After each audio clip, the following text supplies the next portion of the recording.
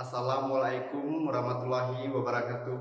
Salam sejahtera untuk kita semua, juga salam sehat. Perkenalkan, saya Damaskus Damas dari Prodi Agribisnis PPAPK Angkatan 21. Ingin menyampaikan kepada kita tentang tema kearifan lokal masyarakat Nusantara, awik-awik sebagai benteng bahari di Pulau Lombok, dengan kelas wawasan sosial budaya maritim.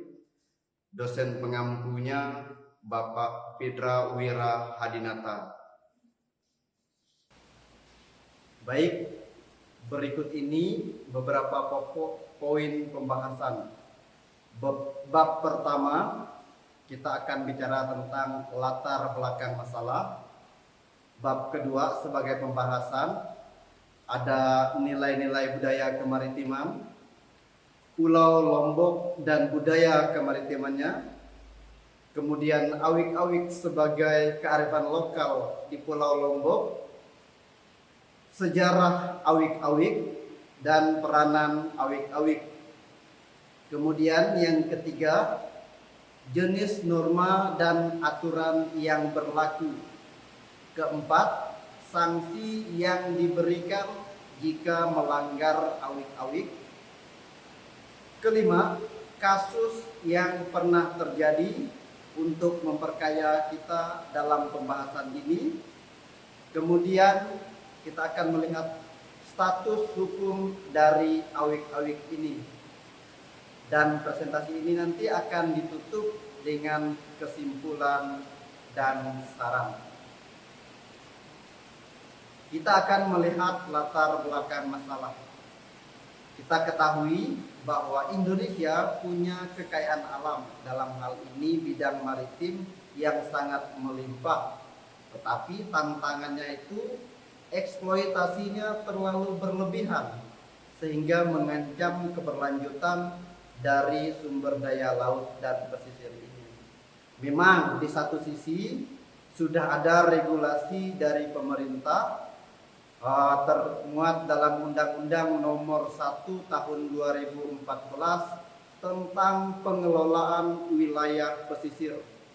Tapi implementasinya secara faktual di lapangan itu masih menemui kendala, artinya masih ada kesulitan.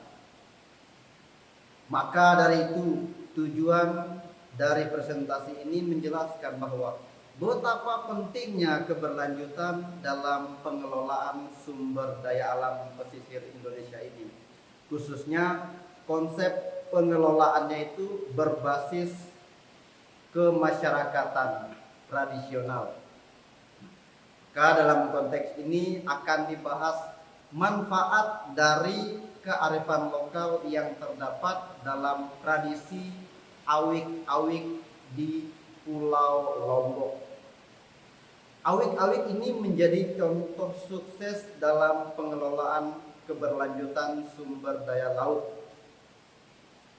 Nah, melalui pemaparan ini diharapkan dapat memberikan pemahaman yang lebih baik tentang betapa pentingnya memasukkan nilai kearifan lokal dalam pengelolaan sumber daya alam yang berkelanjutan. Sekarang kita masuk pada pokok pembahasan, yaitu nilai-nilai budaya maritim. Budaya maritim itu sebetulnya apa sih? Bahwa budaya maritim itu merujuk pada seperangkat nilai, kepercayaan, norma, dan kebiasaan yang berkembang dalam suatu masyarakat yang punya hubungan erat dengan laut. Nah, nilai ini menjadi dasar cara hidup, cara berinteraksi sosial, juga pandangan dunia komunitas yang terkait dalam kehidupan maritim. Nilai-nilai budaya kemaritiman yang pertama itu dapat kita lihat pertama itu dari tradisi dan kepercayaan. Masyarakat pesisir punya kepercayaan bahwa di laut itu terdapat dewa-dewi. Maka akan melahirkan suatu upacara atau ritual sebagai penafsiran kepercayaan. Aspek atau nilai yang kedua itu teknologi kemaritiman. Masyarakat pesisir dalam hal pembuatan kapal, mereka punya cara-cara khusus. Kemudian cara penangkapan ikannya. Lalu cara mengolah atau mengelola hasil laut, hasil tangkapannya. Dan juga konstruksi bangunan rumah tempat tinggal mereka. Pada masyarakat pesisir sangat-sangat berbeda dari kita sebagai masyarakat yang tinggal di wilayah daratan. Kemudian yang ketiga, sistem pengetahuannya.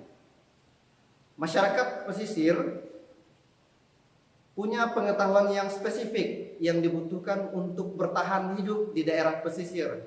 Contoh dalam hal navigasi. Kemudian dalam pengenalan iklim dan juga keterampilan tradisional. Semisal cara menangkap ikan, cara melaut, cara melihat tanda-tanda alam. Pulau Lombok dan budaya kemaritimannya. Tadi kita sudah melihat nilai-nilainya. Artinya Pulau Lombok itu juga punya hubungan erat dengan aktivitas maritim seperti perikanan dan pariwisata. Masyarakatnya bergantung pada hasil laut sebagai sumber protein dan juga tak kalah pentingnya sebagai mata pencarian mereka. Identitas Pulau Lombok yang kaya ini sebagai pulau maritim perlu dijaga keseimbangan ekosistemnya. Sekarang kita akan melihat poin pentingnya bahwa awik-awik itu sebagai kearifan lokal di Pulau Lombok.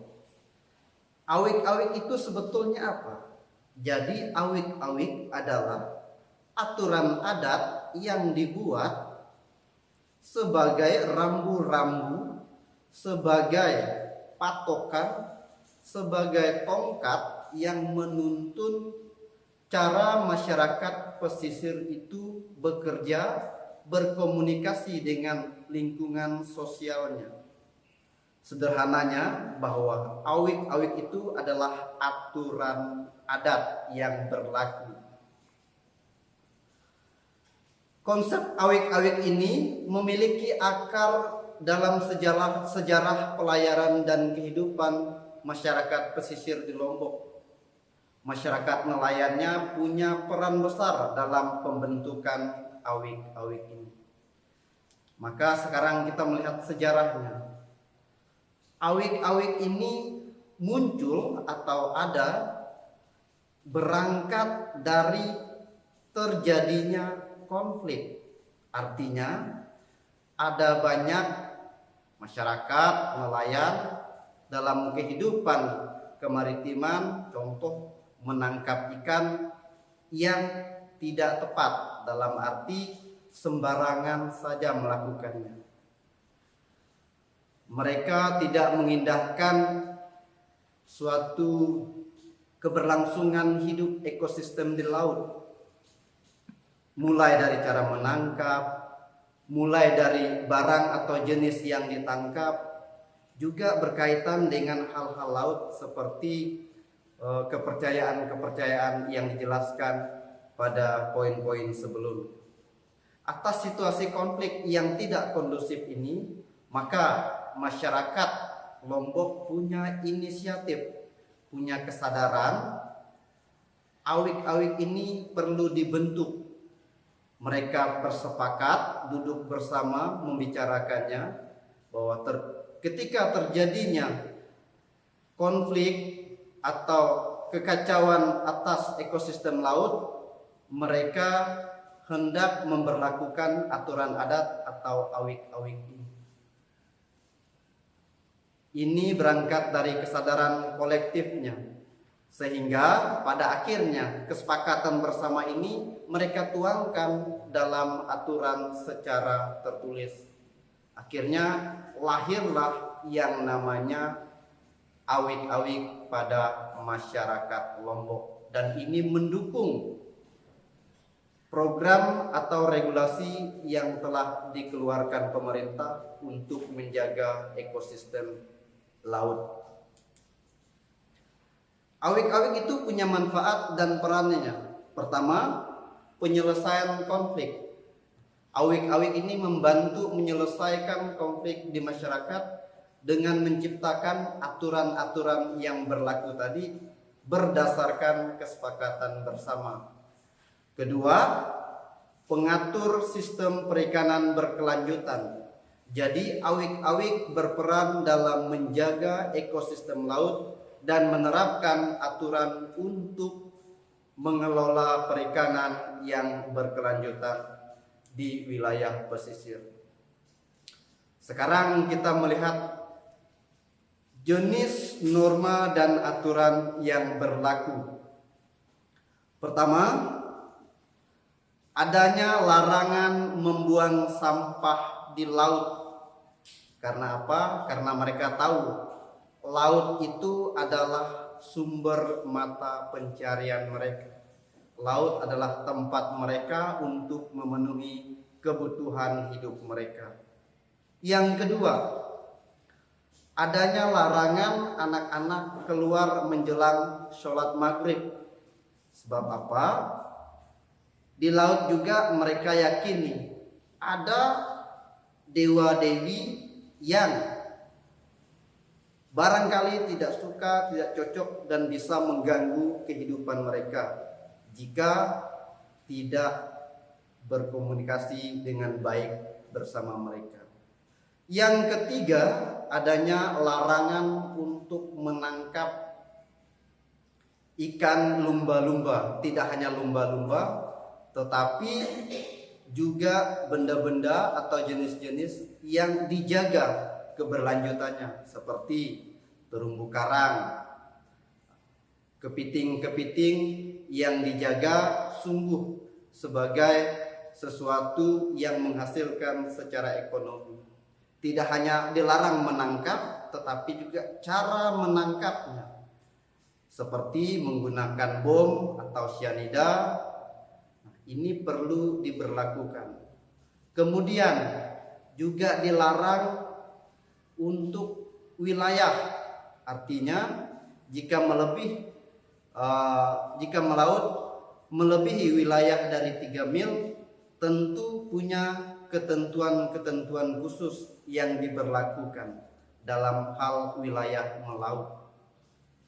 Kemudian yang keempat, ada yang namanya penentuan waktu melaut berdasarkan penanda alam, seperti melihat bulan. Kemudian ada yang namanya pasang surut air dan tradisi warisan orang tua mereka. Artinya ada ketentuan-ketentuan yang perlu diperhatikan. Kelima, larangan membuang kotoran di pantai. Ini dimaksudkan untuk menjaga pentingnya sanitasi pada wilayah laut yang merupakan sumber mata pencarian mereka, seperti buang air. Kemudian yang keenam, adanya larangan saat berada di tengah laut itu berbicara. Dalam hal ini bicara yang sembarangan, bicara yang kotor. Kemudian konsistensi dalam keberangkatan perahu. Mereka harus sesuai kesepakatan awal. Inilah jenis-jenis norma aturan yang berlaku pada masyarakat wilayah pesisir. Kemudian kita akan melihat sanksi yang diberikan kalau ada yang melanggar dari awik-awik atau aturan adat ini. Berdasarkan aturan yang ditetapkan, sanksi yang diberikan itu mula-mulanya itu dapat berupa denda uang.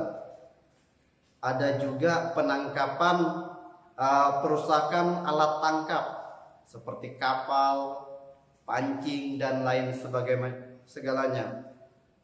Lebih dari itu, jika tidak mengindahkan, bahkan mungkin terjadi yang namanya pemukulan massal atau berhubungan dengan pihak yang berwajib. Proses penegakan hukum ini melibatkan laporan dari masyarakat nelayan. Artinya pengawasannya itu juga berangkat dari masyarakat nelayan. Kemudian dari pemerintah setempat hingga berjenjang pada proses sidang yang dikomandoi oleh Lembaga Masyarakat Nelayan Lombok atau disingkat dengan LMNL. Sanksi yang diterapkan juga menunjukkan keberagaman. Artinya ketika ada yang melanggar, perlu melihat konteks, perlu melihat kasus. Tidak semata-mata langsung ditetapkan denda sekian. Jadi ada yang namanya proses dialog terlebih dahulu. Kita akan coba melihat beberapa contoh sanksi yang diberlakukan terhadap pelanggaran atas awik-awik. Pengalaman seperti penggunaan potasium sianida ini terjadi di Lombok Barat pada tanggal 11 April 2000. Ada 5 orang ABK dengan sanksi yang dijatuhkan senilai 5 juta rupiah. Setelah kita melihat sanksi yang diberikan atas pelanggaran terhadap awik-awik, kita akan diperkaya dengan kasus yang pernah terjadi.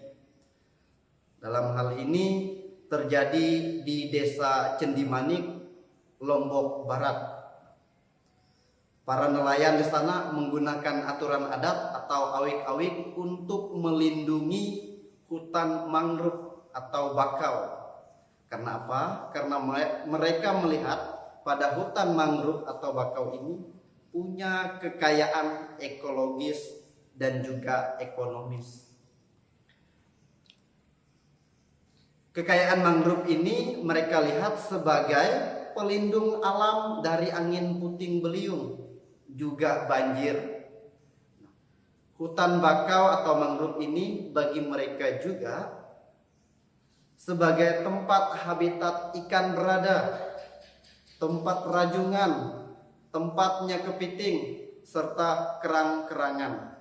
Maka hutan mangrove ini tidak boleh dirusak. Pengalaman yang terjadi di sana, ketika ada orang merusak satu pohon mangrove atau satu pohon bakau, maka denda yang diberikan harus menggantinya dengan 100 bibit bakau. Tujuannya untuk restorasi ekosistem mangrove yang diharapkan akan memulih kembali dari hutan mangrove yang dirusakkan, untuk memperkuat perlindungan fisik dari abrasi dan mendukung kembali kawasan tempat hidup ikan, rajungan, kepiting, dan lain-lain. Juga edukasi bagi masyarakat yang tinggal di wilayah sekitarnya. Ini pengalaman suatu kasus yang tentunya sangat memperkaya. Setelah kita melihat kasus yang pernah terjadi tadi, kita akan bertanya, sebetulnya aturan adat ini, awik-awik, status hukumnya bagaimana? Hari ini di Lombok, awik-awik itu mengatur hak dan kewajiban masyarakat dalam pengelolaan wilayah laut dan pesisir. Meskipun dalam sejarahnya sebetulnya pernah terkikis oleh kebijakan zaman Orde Baru yang melarang praktik ritual adat, masyarakat adat Lombok masih melestarikan dan menghormati warisan turun-temurun ini. Maka pada tanggal 19 Maret 2000, awik-awik ini secara resmi diberlakukan bersamaan dengan aturan formal. Aturan ini ditetapkan Lembaga Gabungan Nelayan untuk memperjuangkan pentingnya keberlanjutan sumber daya juga memberikan hak-hak kepada nelayan, terutama nelayan-nelayan kecil yang bisa jadi dalam hal ini dikalahkan oleh nelayan-nelayan dalam skala besar, dan juga memastikan kesesuaian dengan aturan yang telah disepakati. Meskipun belum diakui secara resmi oleh negara, hari ini status awik-awik khususnya di Pulau Lombok sudah menjadi bagian dari peraturan pemerintah daerah setempat dan menegaskan betapa pentingnya dalam mengelola wilayah laut dan pesisir secara bersama dengan aturan formal, sederhananya regulasi dari pemerintah.